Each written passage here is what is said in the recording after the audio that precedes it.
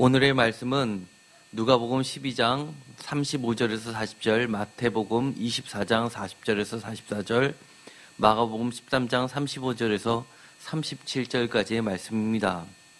제목 다 같이 읽어보겠습니다. 깨어 준비하지 않으면 한순간 뒤바뀔 극과 극의 종말. 아멘. 무섭지요?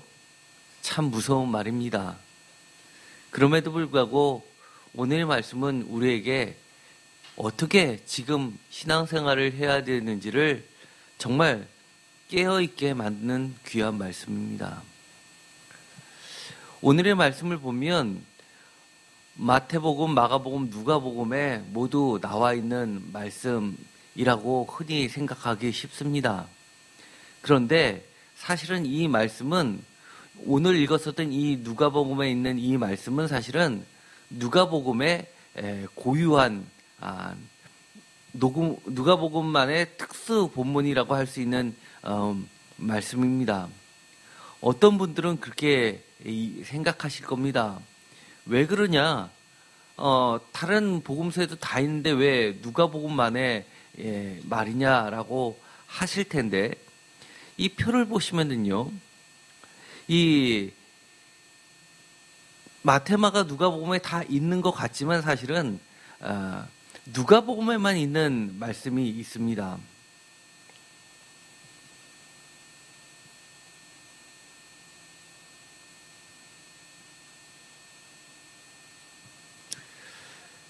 이 큐라는 것을 보면요, 특별히 허리에 띠를 띠고 등불을 켜고라는 그 구절이 나오게 되는데요. 12장 35절입니다. 이 구절은 다른 곳에는 나와 있지 않는 아주 누가복음의 독특한 말씀입니다.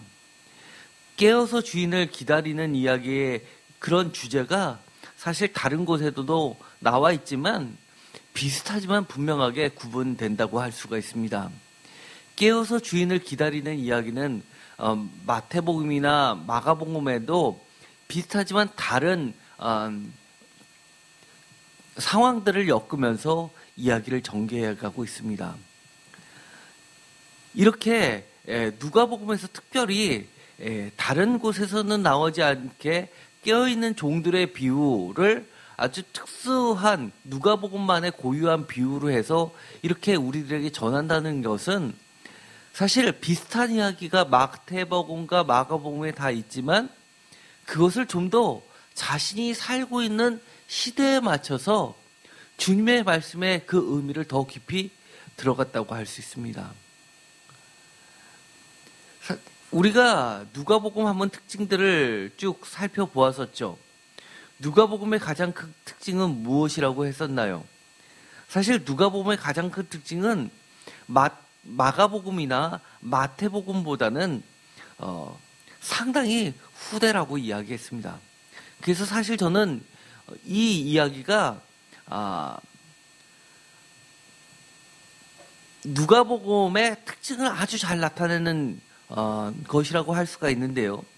그만큼 3세대 이방인으로서 예수님의 재림이 지연되고 있는, 예수님이 다시 오실 것이라는 기대가 점점 사라지고 있는 상황 속에서 주님의 말씀을 어떻게 지켜나가야 되는지를 다른 것보다도 더 강조를 했다고 하는 것이 적합합니다. 그래서 제가 전에 누가복음을 할 때 특징으로 잡아서 했던 것은 갈릴리에서 시작해서 바로 예루살렘으로 오는 그 중간길, 갈릴리의 마가복음에서는 갈릴리 사역이 있고 그 다음에 이 예루살렘에서의 십자가 사역이 주라고 한다면 그 갈릴리를 출발해서 예루살렘으로 오는 그 길을 누가복음에서는 굉장히 길게 예수님의 사역을 소개했다는 것이 가장 특징이라고 했습니다. 그래서 예루살렘 도상이라는, 예루살렘 길이라는 주제가 누가복음의 특징입니다.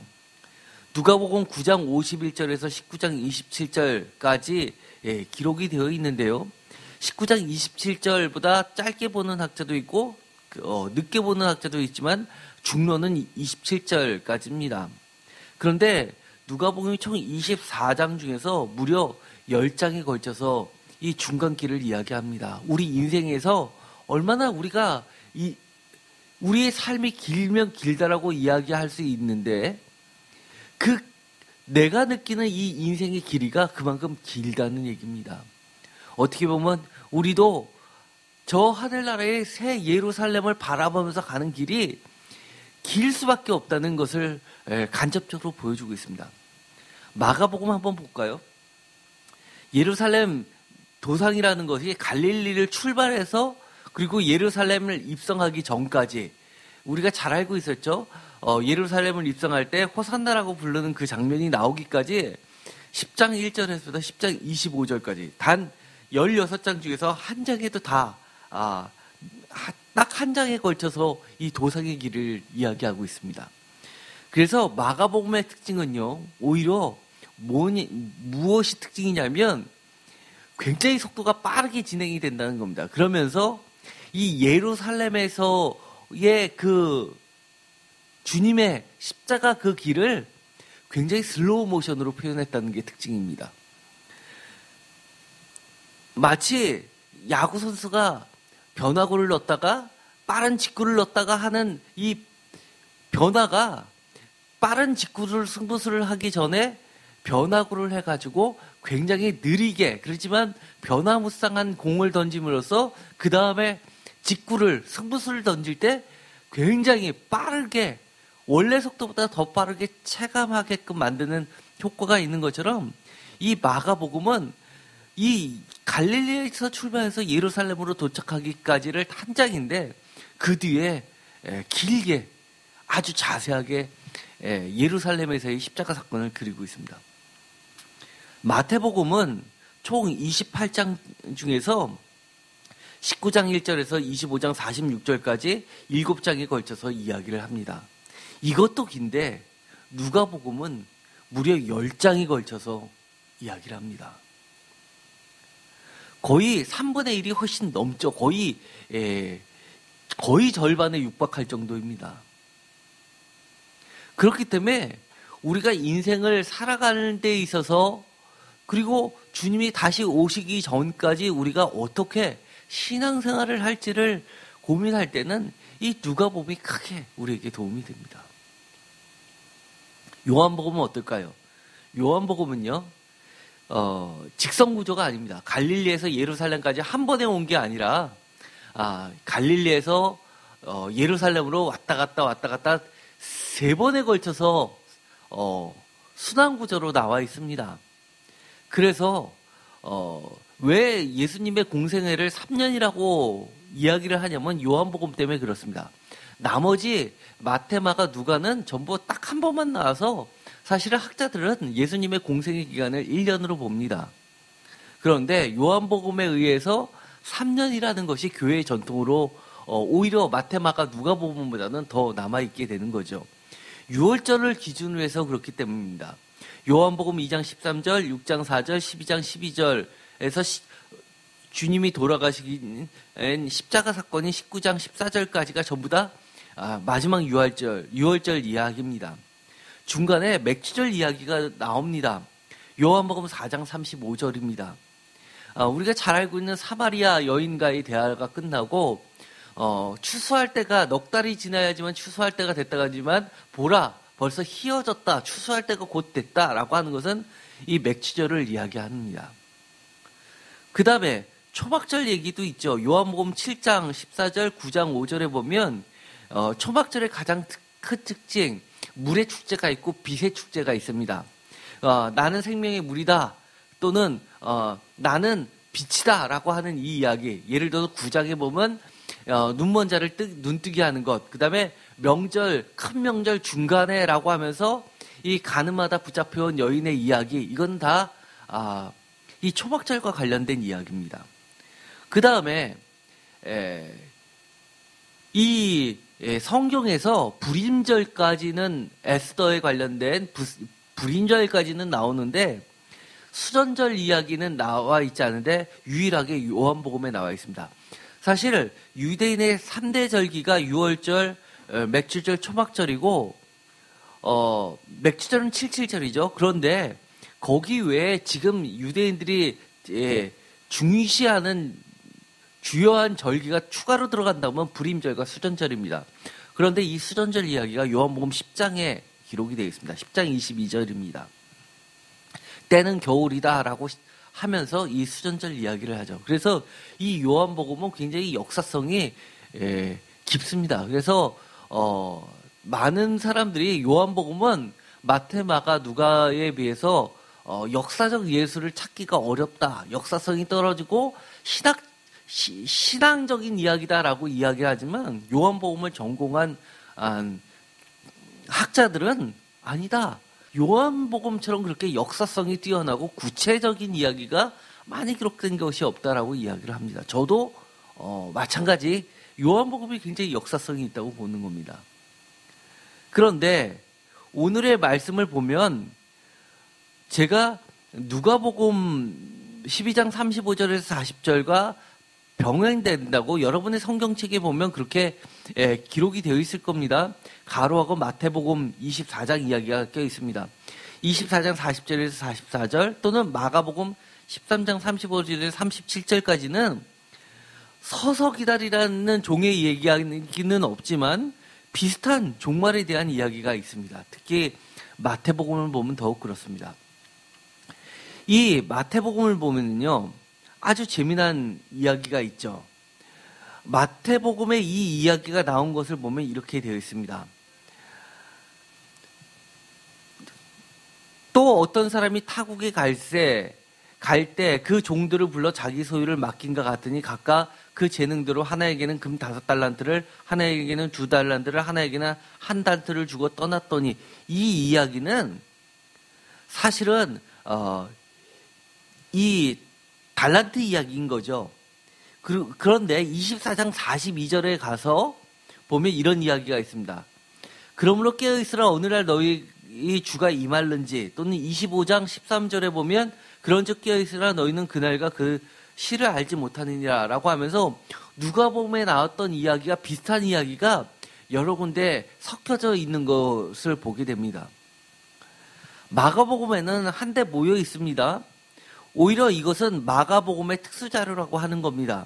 그런데 약간 이야기가 누가복음하고 뉘앙스가 달라집니다. 주의하라 깨어있으라 라고 33절에 시작을 합니다. 그때가 언제인지 알지 못함이라 34절 가령 사람이 집을 떠나 타국으로 갈새 그 종들에게 권한을 주어 각각 사물을 맡아서 문지기에 깨어있으라 명함과 같으니 여기서 보면 누가복음하고 차이점이 뭐죠? 혼인잔치에 가는 것이 아니라 타국으로 굉장히 더 멀리 갑니다. 누가복음은 타국으로 갈새라고 하지 않고 혼인집에 들린다고 그럽니다. 혼인집에 간다는 이야기는 타국으로 가는 것보다 더 빨리 옵니다. 그래서 저는 이 누가의 신앙이 너무나 귀하다는 것을 느낍니다.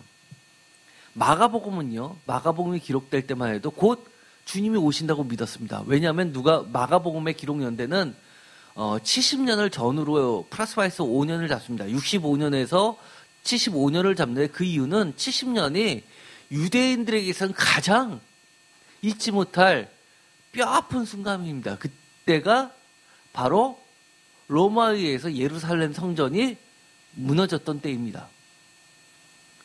그렇기 때문에 그들에게 있어서는 AD 70년은 종말입니다. 그렇기 때문에 주님이 다시 오실 날은 불과 길게도 안 보고 곧 오신다고 생각했습니다. 그런데 마가복음은 뭐라고 이야기하면 그것을 타국으로 갔다라고 이야기합니다. 그런데도 불구하고 곧 오신다고 했습니다. 그런데 무려 3세대가 지난 후에 누가복음은 굉장히 그것이 멀어졌다고 사람들이 생각하는데 아니다.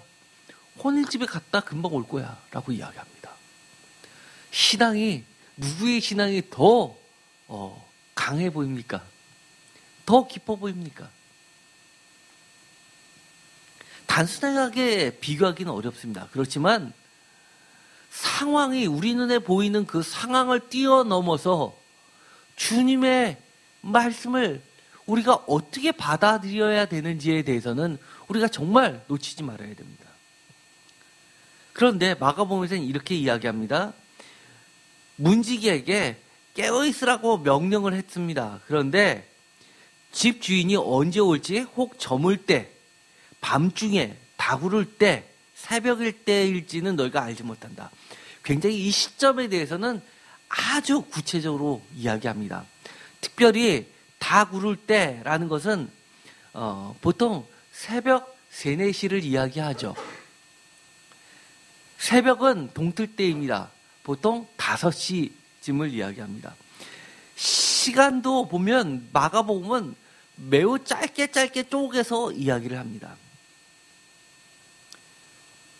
그러면서 36절에 그가 호련히 와서 너희의 자는 것을 보지 않도록 하라. 깨어있으라. 너에게 하는 이 말이 모든 사람에게 하는 말이니라. 제자들한테만 하는 것이 아니라 주님을 믿는다고 하는 모든 사람, 더 나아가서 주님을 믿지 않는 모든 사람에게 함으로써 주님을 믿고 주님이 다시 오실 것을 준비하게 만듭니다. 주의하게 만듭니다. 여기서 특징, 마가복음에서는 깨어있으라 33절, 또 있죠. 35절에 깨어있으라, 34절에 깨어있으라, 그리고 37절에 다시 한번 또 깨어있으라라고 이야기합니다. 누가복음 한번 볼까요? 누가복음에 가면은 이 비슷한 것 같지만 딱 색깔로 보더라도 마가복음하고 누가복음하고 겹치는 것은 거의 없습니다. 보이시죠? 마가복음은 파란색으로 제가 표시를 했는데 누가복음은 파란색이 거의 안 보이고 녹색이 눈에 띄게 됩니다. 이 정도로 다릅니다, 사실은요. 그래서 우리가 성경책을 볼 때 좀 꼼꼼하게 볼 필요가 있습니다. 너무 다 성경책을 좀 대충 보는 경향들이 있습니다. 허리에 띠를 띠고 등불을 켜고 서 있으라라고 이야기를 시작합니다. 누가복음은 단순히 깨어있으라 마가복음의 그 이야기에 더 붙여서 무엇을 얘기하냐면 우리가 어떻게 깨어있어야 하는지를 구체적으로 이야기합니다. 허리에 띠를 띠고 등불을 켜고 서 있으라. 여러분도 여러분의 허리에 띠를 띠고 등불을 켜고 서 있으십니까? 36절에 이렇게 이야기하죠. 너희는 마치 그 주인이 혼인집에 들어와 문을 두드리면 곧 열어주려고 기다리는 사람과 같이 되라. 37절 주인이 와서 깨어있는 것을 보면 다 같이 읽겠습니다. 그 종들은 복이 있으리로다. 내가 진실로 너희에게 이르노니 주인이 띠를 띠고 그 종들을 다 같이 읽겠습니다. 자리에 앉히고 나와 수종하리라. 아멘. 이 구절 주인이 여러분이 허리에 띠를 띠고 등불을 켜고 서 있으면 어떻게 해 주신다고요? 축복해 주신다고 합니다.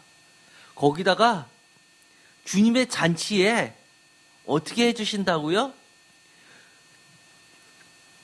종들을 자리에 앉히고 나와서 수정한다고 말씀하십니다. 38절 주인이 혹 2경이나 혹 3경에 이르러서도 종들이 이같이 하는 것을 보면 그 종들은 뭐가 있다고요? 복이 있으리라. 너무 멋진 말이죠. 오늘 이 누가복음에서 이야기하는 깨어있는 종들에 대한 축복이 여러분 모두에게 임하시기를 간절히 축원드립니다. 제가 말씀을 드렸죠. 여러분들은 오늘 여러분의 삶을 살 때 어떤 마음으로 어떤 자세로 살아야 될까요? 바로 우리의 인생은 하늘나라 예루살렘으로 가는 길 위에 있는 우리들의 인생입니다.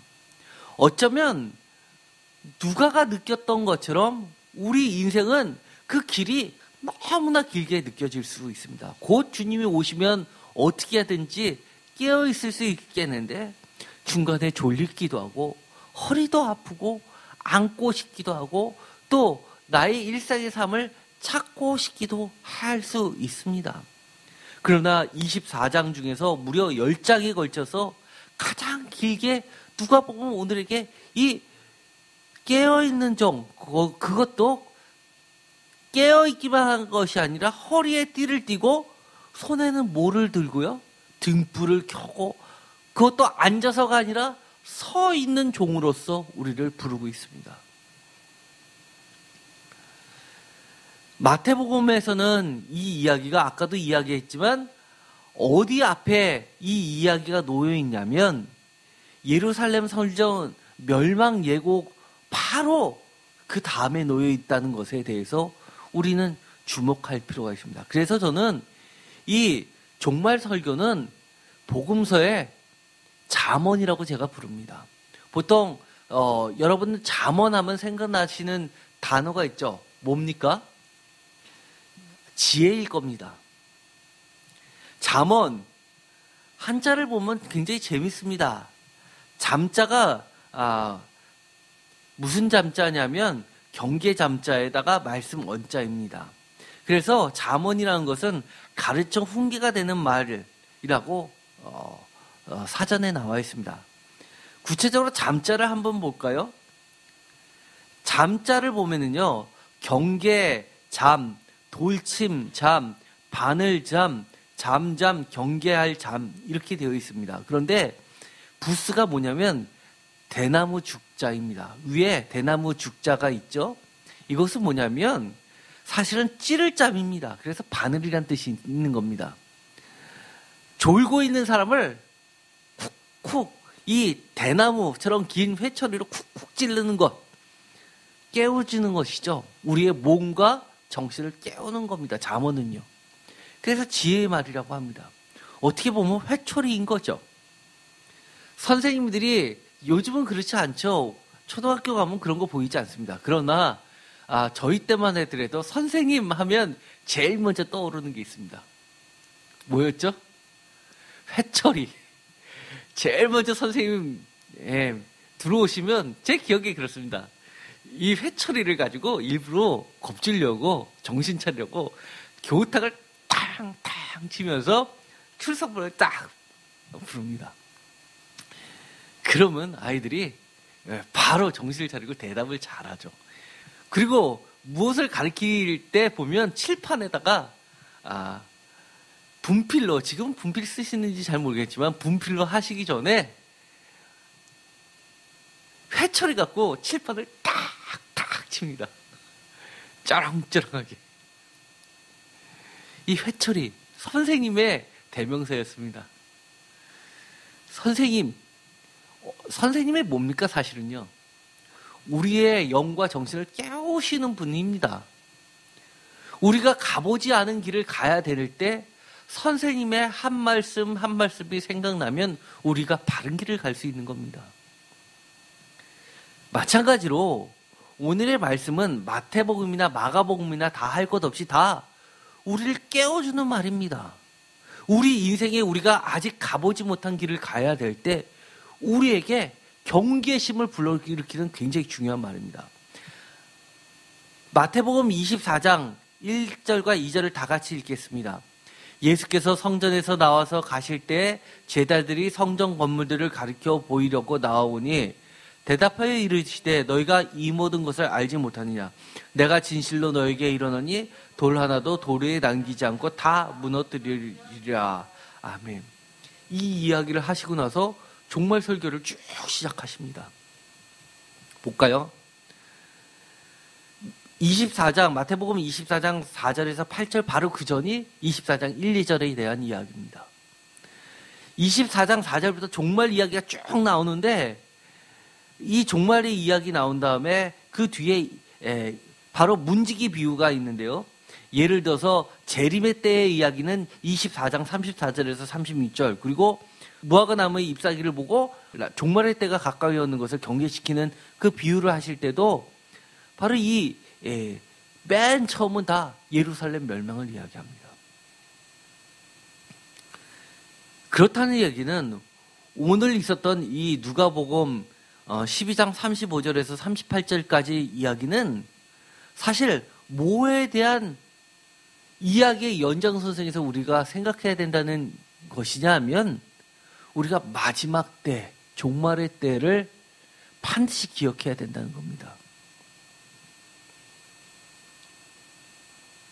그래서 이 깨어있으라라는 이 예수님의 설교는 누가복음에서는 종말 설교의 맨 마지막에 놓여 있습니다.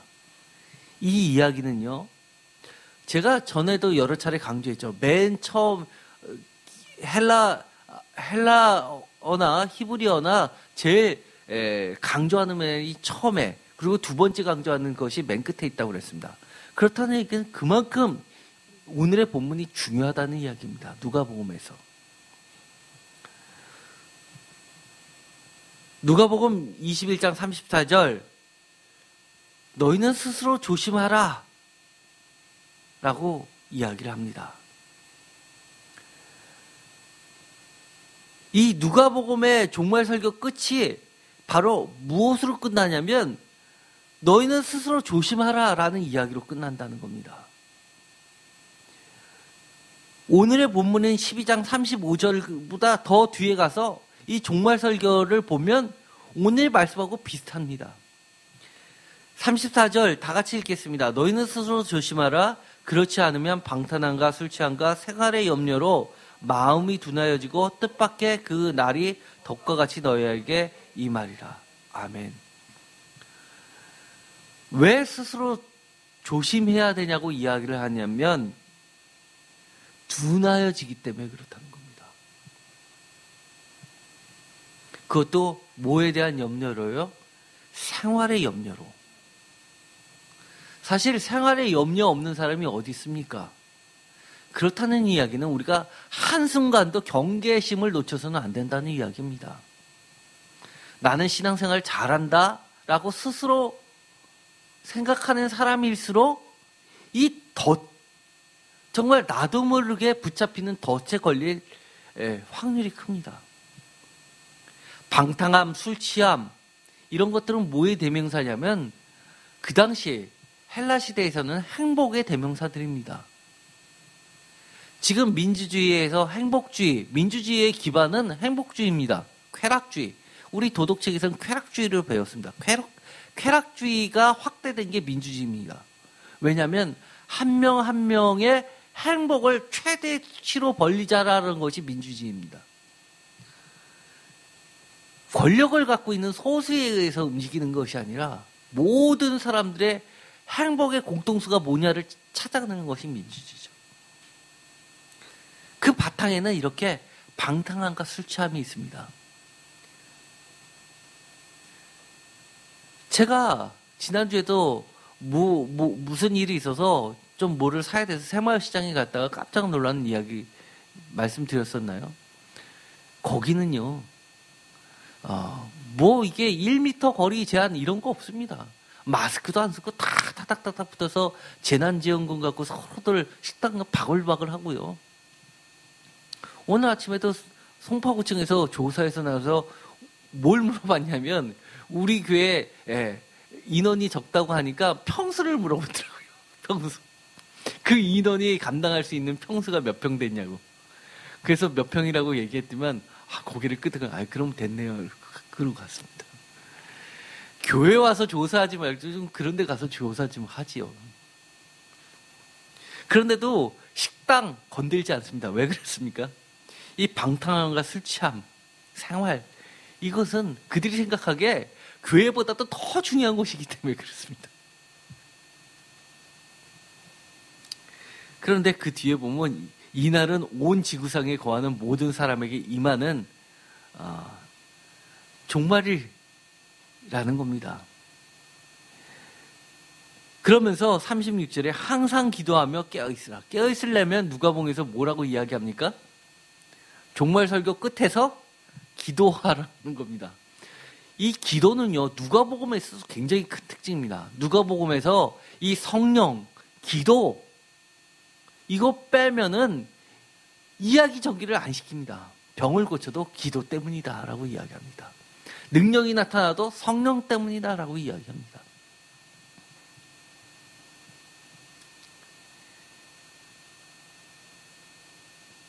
이 누가복음에서 인자가 도적같이 온다 라는 이 이야기는 사실 마태복음에도 있지만 이 이야기를 하기 전에 인자가 도둑같이 온다는 것은 다 여러분들도 들어왔지만 특별히 제가 여러분들에게 하는 이야기는 허리에 띠를 띠고 등불을 켜고 깨어있으십시오라고 이야기하는 것이 바로 누가입니다.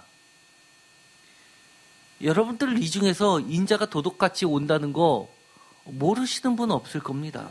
그럼에도 불구하고 허리에 띠를 띠고 등불을 켜고 하루하루를 살아가시는 분들은 거의 없다고 봅니다.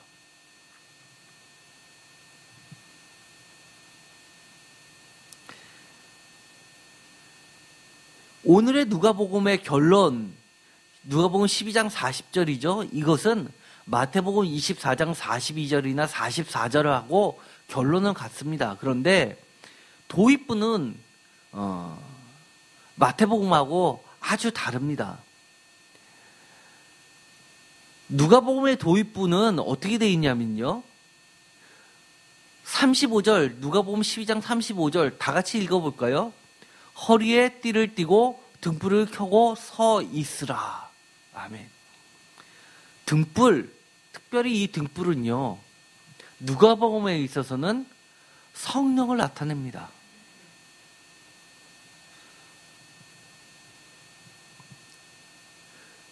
그리고요, 누가복음 12장 35절에 보면요, 허리에 띠를 띠고 라는 말이 나오는데요. 이것은 출애굽기 12장 11절의 말씀을 그대로 갖고 온 겁니다. 출애굽기 12장 11절 다 같이 읽어볼까요? 너희는 그것을 이렇게 먹을지니 허리에 띠를 띠고 발에 신을 신고 손에 지팡이를 잡고 급히 먹으라. 이것이 여호와의 유월절이니라. 표준세번역에서는 이것을 급히를 서둘러서라고 이야기합니다. 그만큼 허리에 띠를 띠고라는 것은 급박성이나 임박성이나 심판과 구원의 때를 준비하는 모습을 그려내고 있습니다. 출애굽기 12장 11절은 유월절 식사 규례인데요. 그만큼 급하게 여호와께서 임하신다는 것을 이야기합니다. 허리에 띠를 띈다라는 것은요, 대표적으로 일하는 종의 모습입니다. 예를 들어서요, 종들이 일을 할 때는 허리에 띠를 띱니다. 왜냐하면 허리에 띠를 띠지 않으면요, 여러분 중동에 있는 복장들 TV에서 보시면 통으로 돼 있죠. 통으로 돼 있어가지고 걸리적거립니다.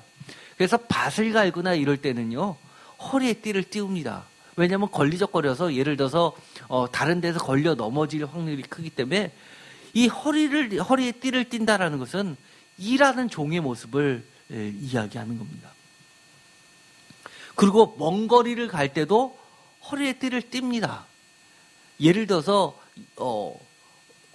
어느 먼 거리를 가는데 급히 도망가야 될 일이 갑자기 닥칠 때도 있습니다. 예를 들어서 곰이나 사자들이 올 때는 막 달려야 되는데 팔락팔락 거리면은 그만큼 느려지죠.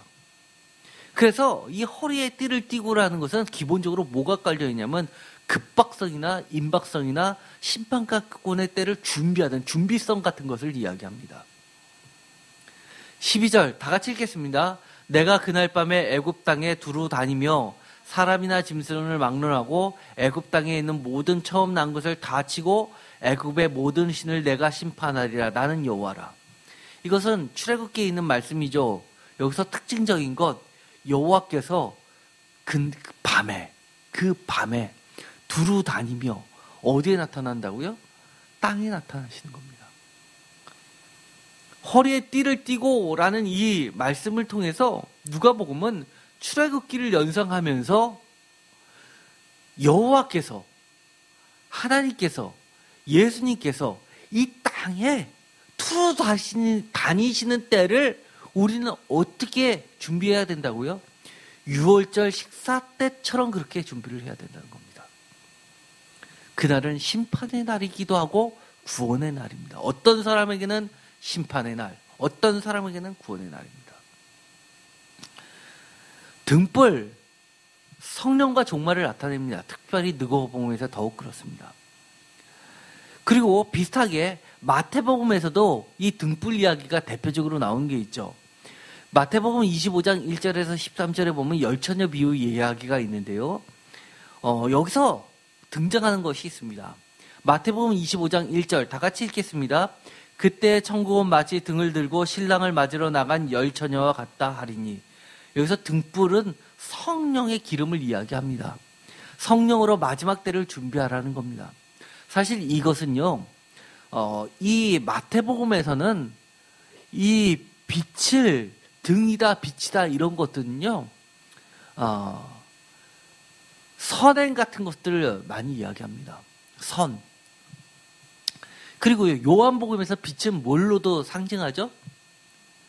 진리, 생명, 참된 지식.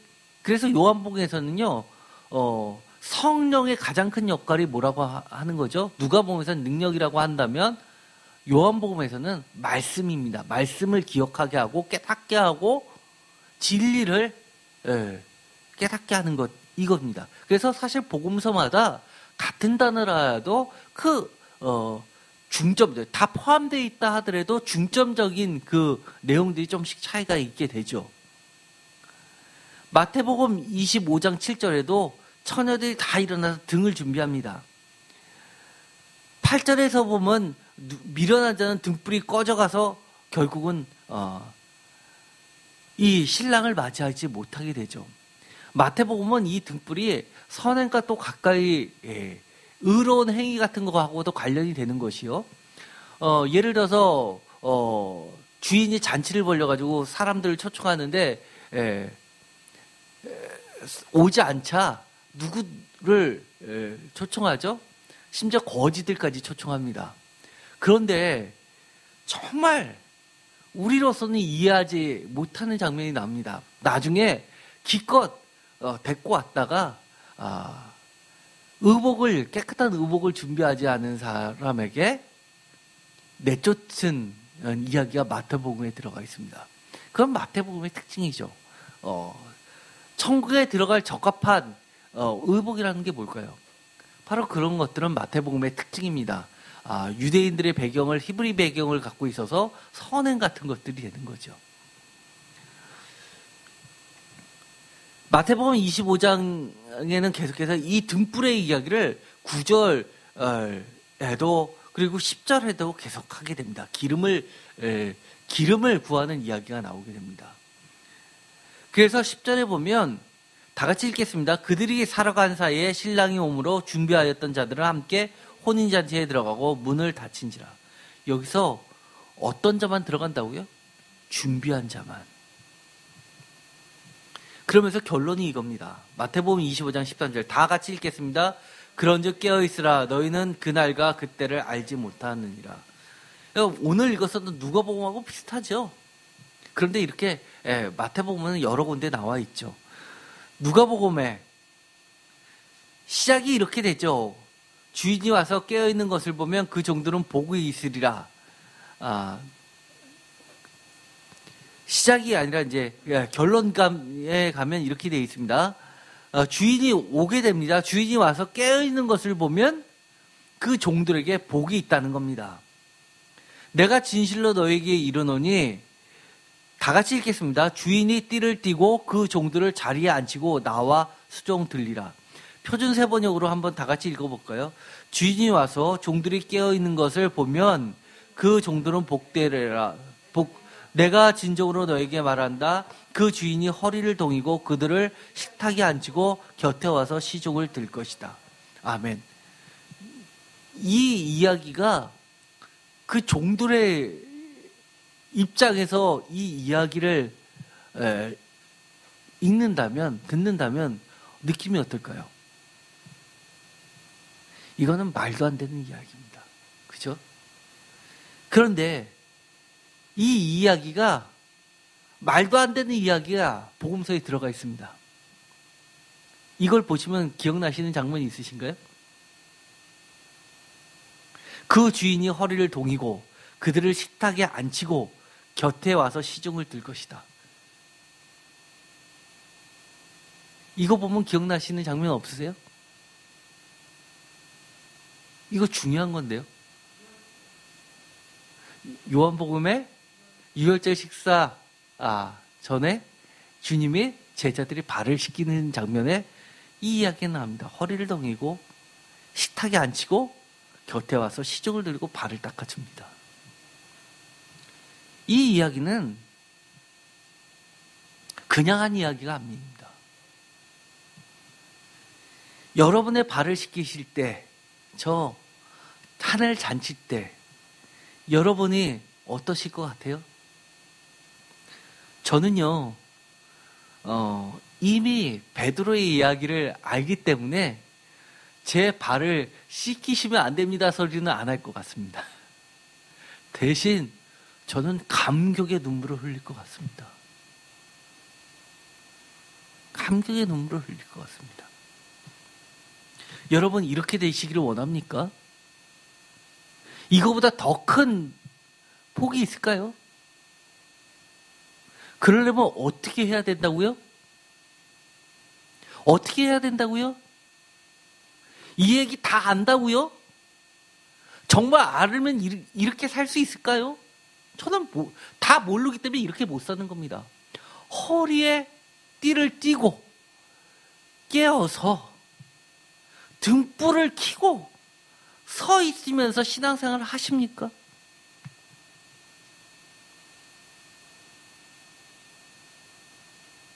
정말 복된 저와 여러분이 모두 되기를 간절히 소망합니다.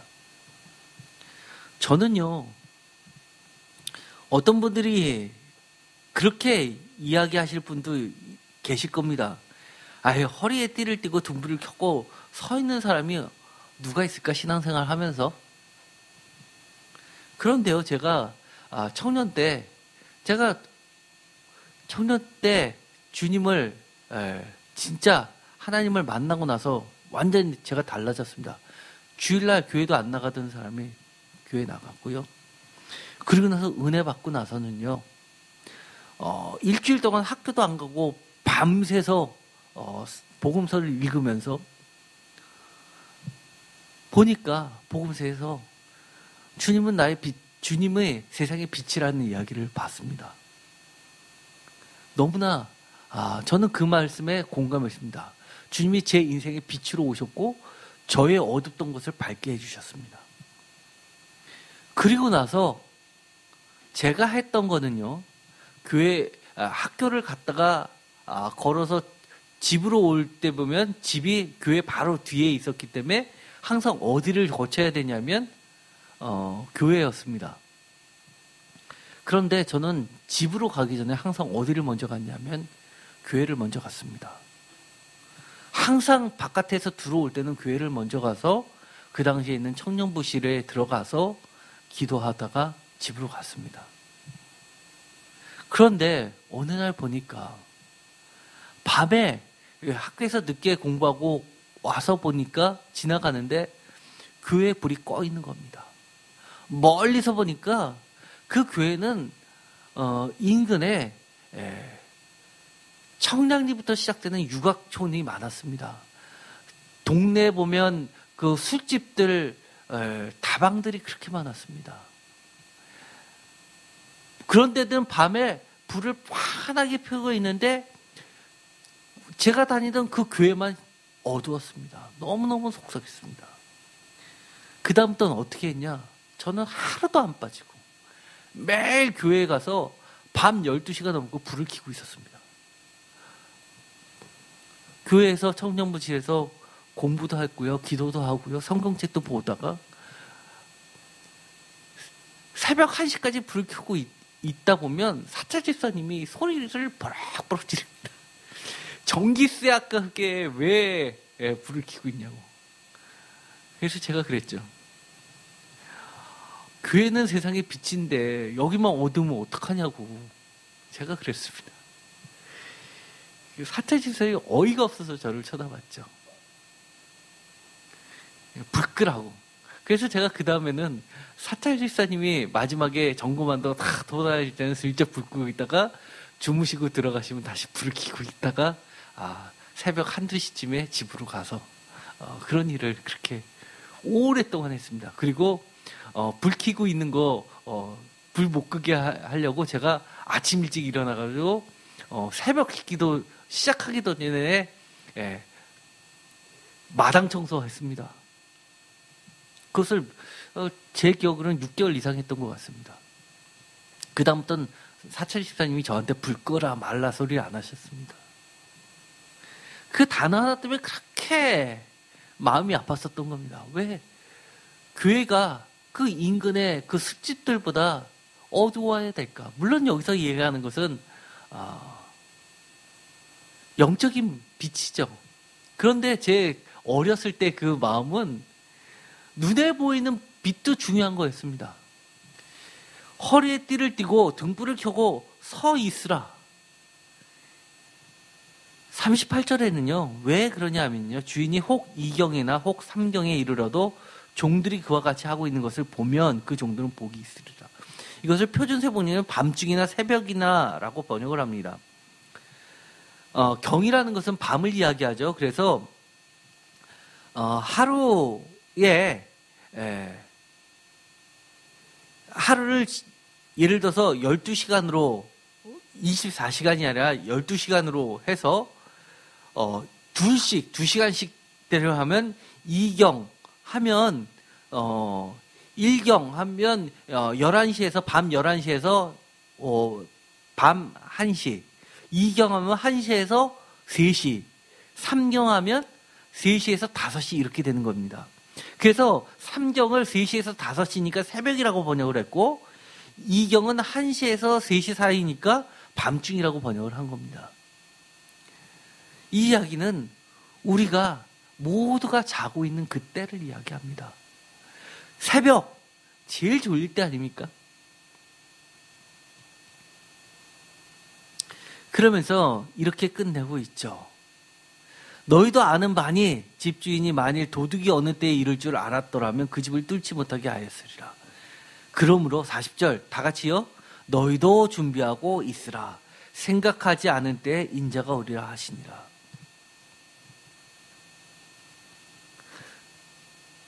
정말 주님은 도둑같이 임하십니다. 정말 주님이 오실 거라고 생각하지 않을 때가 언제일까요? 언제가 여러분들은 생각하지 않을 때라고 보십니까? 저는 바로 지금이라고 봅니다. 만약에 지금 주님이 오실 거라고 여러분 중에 생각하시는 분 계십니까? 아무도 없죠. 그러나 저는 영적으로 보면 주님은 이미 지금 우리에게 와 계신 겁니다.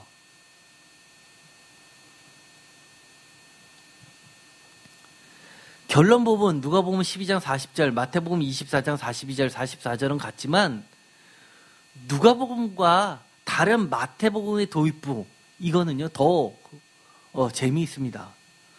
마태복음 24장 40절 다 같이 읽어볼까요? 그때 두 사람이 밭에 있음에 한 사람은 데려가고 한 사람은 버려둠을 당할 것이요. 41절 두 여자가 맷돌질을 하고 있음에 한 사람은 데려가고 한 사람은 버려둠을 당할 것이니라. 이것은요 누가복음하고 아주 다른 도입부입니다. 마태복음에서요. 근데 이걸 보면은요 아무런 설명이 있습니다. 예를 들어서 두 사람은 똑같은 일을 합니다. 예를 들어서 우리가 이 앞에 한 사람은 주님을 잘 믿었고 한 사람은 잘 믿지 않았다라고 하면은요 이 이야기는 이해하기 쉽습니다. 그런데 그런 이야기가 전혀 없이 그냥 똑같이 밭에 있는데 한 사람은 데려가고 한 사람은 버려둠을 당한다는 겁니다. 여기도 마찬가지입니다. 그리고 나서 이 이야기가 40절 41절하고 42절에 뭐라고 이야기합니까? 다 같이 읽겠습니다. 그러므로 깨어있으라. 어느 날에 너희 주가 임할는지 너희가 알지 못하니라. 아멘. 그러므로라는 말이 이해가 가십니까? 전 잘 이해가 안 갑니다. 그런데도 불구하고 그러므로라고 이야기합니다. 둘이 똑같이 했는데 왜 그렇다고 설명을 안 했는데 그러므로 깨어있으라는 겁니다. 여러분 똑같이 여기서 예배 드립니다. 그런데 어떤 사람은 들려지고 어떤 사람은 버려진다고 생각해 보십시오. 이것처럼 무서운 거 없습니다. 그러므로 우리는 깨어 있어야 됩니다. 정말 생각지도 않은 때에 인자는 오십니다. 마가복음에서 종말 설교를 이렇게 하죠. 마가복음 13장 30절 주의하라 깨어 있으라. 34절에도 깨어 있으라. 35절에 그러므로 깨어 있으라. 37절에 깨어 있으라. 도대체 깨어 있으라를 몇 번이나 이야기합니까? 이 이야기는 나중에 다시 좀 더 하도록 하겠습니다. 그러나 한번 생각은 해보십시오. 왜 깨어 준비하지 못하는가? 여러 가지 이유들이 있겠죠. 예를 들어서 믿음이 부족하면 그럴 수도 있습니다. 믿지 못하기 때문에 그럴 수 있습니다. 그렇죠? 이 누가복음에서는 이 믿음의 기도와 믿음을 같이 연결시킨 게 대표적인 게 끈질기게 불의한 재판관 앞에서 과부가 간청하는 그 기도를 할 때 그 뒷부분에 인자가 올 때 이런 믿음을 찾아볼 수 있겠느냐라고 이야기하면서 기도와 믿음을 연관시키고 있습니다. 두 번째, 성령과 관련이 되어 있죠. 그 다음에 또 사명하고도 관련이 됩니다. 오늘의 이야기에서 누가복음의 이야기에서 중요한 것은 종의 이야기를 한다는 거죠. 그러나 이 종의 이야기도 아까 마태복음처럼 최종적으로는 완전히 뒤바뀌는 극과 극의 삶을 이야기합니다. 세상과 하늘나라는 다르다는 겁니다. 이 땅에서 여러분은 정말 주인처럼 행세하면서 신앙생활을 하셨습니까? 그렇다면 주님이 여러분 발 씻겨주시지 않습니다. 그렇죠? 여러분들이 정말 이 땅에서 주님의 사명을 깨닫고 종으로서 신앙생활을 한 사람만이 주님께서 직접 수종 들어 주신다고 이야기합니다. 어떤 분들은 그렇게 이야기합니다. 자꾸 성도들한테 뭐뭐하라 이런 얘기 하지 말라고 그럽니다. 그러나 저는 사실 그런 이야기 필요합니다. 여러분들 신앙생활 할 때요, 상전처럼 그렇게 신앙생활 하지 마십시오. 상전처럼 그렇게 신앙생활 하시지 마십시오. 왜냐하면 이 교회의 주인은 담임 목사도 아닙니다. 예수님이기 때문입니다. 예수님이기 때문입니다. 정말 조금이라도 좀 더 일찍 와서 교회가 뭐가 필요한지라고 생각하는 거는요. 교회가 뭐가 필요한지를 생각하는 게 아니라 주님이 뭐가 필요하실까를 생각하는 겁니다.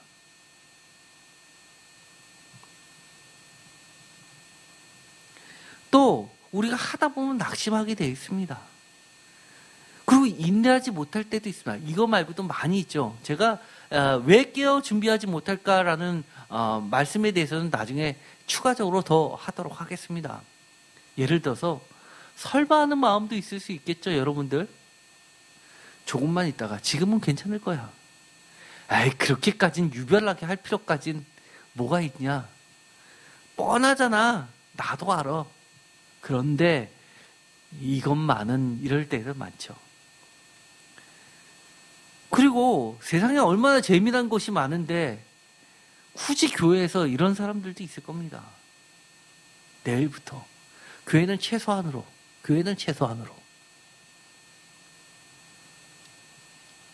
나도 해봤어. 과거 해봤어. 그런데 지금 안 하면 안 하는 겁니다. 왜냐하면 주님은 이렇게 이야기하셨기 때문입니다. 주님이 오셨을 때 너희가 이렇게 하고 하는 것을 보면이라고 이야기했습니다.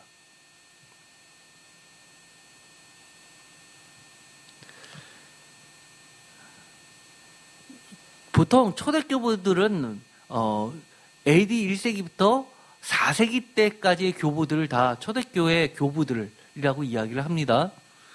그런 분들은 이 누가복음의 오늘의 본문을 보면서 어떤 식으로 이해를 하고 신앙생활에 적용했냐면, 예를 들어서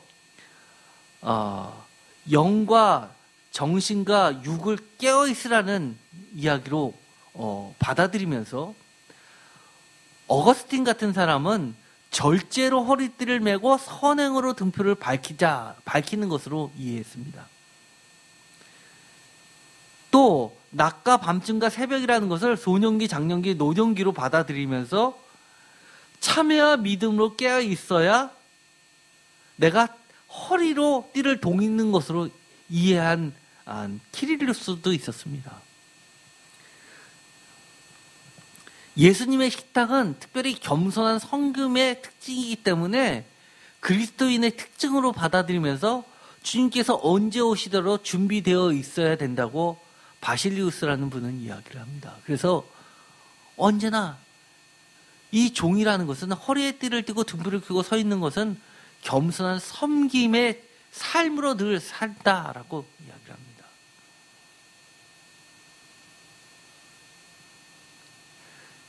이런 말씀도 이렇게 적용하신 분들 계십니다. 사람 마음 안에 있는 거룩한 빛이 흐려져서 마비가 되면 위험을 피하기 어렵거나 이미 격렬한 폭풍의 위험 속에 있는 것이다 라고 이야기한 분도 계십니다. 여러분들이 지금 서서 깨어있지 못한다면 뭐라고 생각해야 된다는 겁니까? 아, 나 지금 위험한데? 라고 경각심을 가져야 되는 겁니다. 심지어 육체 노동을 하거나 힘든 일을 하는 이들은 허리에 띠를 매죠. 이거는 종의 모습이 대표적인 종의 모습이라고 말씀을 드렸습니다. 그러면서 이렇게 이야기합니다. 등불은 마음과 지성이 기운차게 깨어있음을 나타냅니다. 그냥 억지로 하지 마시고요. 정말 기운 찼으면 좋겠습니다. 여러분들이 신앙생활을 할 때 정말 끌려가듯이 억지로 담임 목사가 이거 하십시오 저거 하십시오 할 때 마지못해서 들어주는 것처럼 하지 말고 정말 기운차게 이렇게 이해하면 이참에 내가 이번에 이렇게 하면서 이것을 목표로 한번 삼아 봐야겠다. 이렇게 했을 때 주님이 얼마나 기뻐하실까라고 하면서 좀 신나서 했으면 좋겠습니다. 저는 교부들이 했었던 여러 가지 영성 훈련 가운데 정말 가장 은혜를 받았던 것은 바로 이겁니다. 주님이 어떻게 바꾸실 것인지, 허리에 띠를 메고 깨어있는 몸과 마음으로 당신을 기다리고 있는 우리를 보시면 곧바로 우리를 복된 사람으로 만드실 것이라는 겁니다. 이 알렉산드리아는 이집트죠. 알렉산드리아는 초대교회에 있을 때 중요한 초대교회들이 있었던 곳입니다. 거기에 키릴루스라는 파더는 이렇게 이야기했죠. 이분은 이 이야기를 들으면서 아마 저처럼 그렇게 소망했던 것 같습니다. 천국에 가서 주님이 정말 내 발을 씻겨주실 걸까? 그러면서 알면서도 모르는 척 하는 것이야말로 가장 큰 죄라고 이야기를 하는 겁니다. 여러 가지 이야기를 했습니다. 이제 선택은 여러분 안에 놓여 있습니다. 허리에 띠를 띠고 등불을 켜고 서 있을 것인지 아니면 지금까지 해오던 대로 아니면 그보다도 더 점점점 나태해지는 상황까지 갈런지는 사실은 지금 우리가 선택해야 되는 겁니다. 저는요, 특별히 이 소년 때, 청년 때, 중년 때, 장년 때 이렇게 이야기하는 걸 보면서요, 무슨 생각이 들었냐 하면 가장 불쌍한 사람이 청년 때, 중년 때까지는 신앙생활 정말 하시다가 다 지쳐가지고 힘들어서 노년에 제대로 신앙생활을 못하시면, 깨어있지 못하시면 그것처럼 억울한 사람이 어디 있을까요? 아마 그게 제일 불쌍할 것 같아요. 제일 불쌍할 것 같아요. 가장 정말 땡 잡았다 할 수 있는 사람이 누굴까요? 젊었을 때 정말 개판치다가 마지막에 회개하고 참회하고 정말 이 말씀 때문에 두려워서 늘 깨어있다가 정말 하늘나라 가서 주님의 잔치상에서 발 씻김 받는 자 아닐까요? 그러면 이러신 분 계실 겁니다. 내가 죽기 전에만 그렇게 하면 되지. 그것처럼 어리석은 사람이 어디 있을까요? 주님이 2경에 혹 3경에 이를지를 어떻게 아신다고? 제가 대동맥박리로 쓰러져가지고 그 젊은 나이에 죽은 고비를 왔다 갔다 하리라고는 누가 상상이나 했습니까? 생각지도 않을 때 주님 찾아오십니다. 우리 모두 힘들다고 하지 마시고요. 소망을 힘있게 가졌으면 좋겠습니다. 주님이 이렇게 나를 복되게 하실 거구나를 상상하면 여러분 달려갈 수 있지 않을까요? 저도 이제 구체적으로 인내하고 참는 거에다가 중점을 두기보다는요. 소망을 좀 더 가지려고 합니다. 그것이 저의 오늘의 설교의 어떻게 보면 핵심일 방점이라고 할 수 있습니다. 여러분들에게 나무라는 것 아닙니다. 진짜 우리가 꿈꿔야 될 걸 한번 꿈꿔보자는 겁니다. 저는 요한복음에 구체적으로는 그 장면을 이 누가복음에서도 보면서 소망이 생깁니다. 얼마나 정말 눈물이 날까? 얼마나 감격스러울까? 그런 복됨을 모두 다 누렸으면 좋겠습니다. 기도하고 마치겠습니다. 하나님 감사합니다. 오늘의 잠언을 듣게 됩니다. 주님이 오실 것 같지 않다고 점점 느려진다고 우리의 신앙생활이 점점 나태해질 때 우리를 깨우시는 주님의 가르침의 막대기를 보게 됩니다. 우리가 참된 소망을 갖고 보다 힘있게 등불을 켜고 허리에 띠를 띠고 서서 마지막 때를 살게 하여 주시옵소서. 예수 그리스도의 이름으로 기도드렸습니다. 아멘.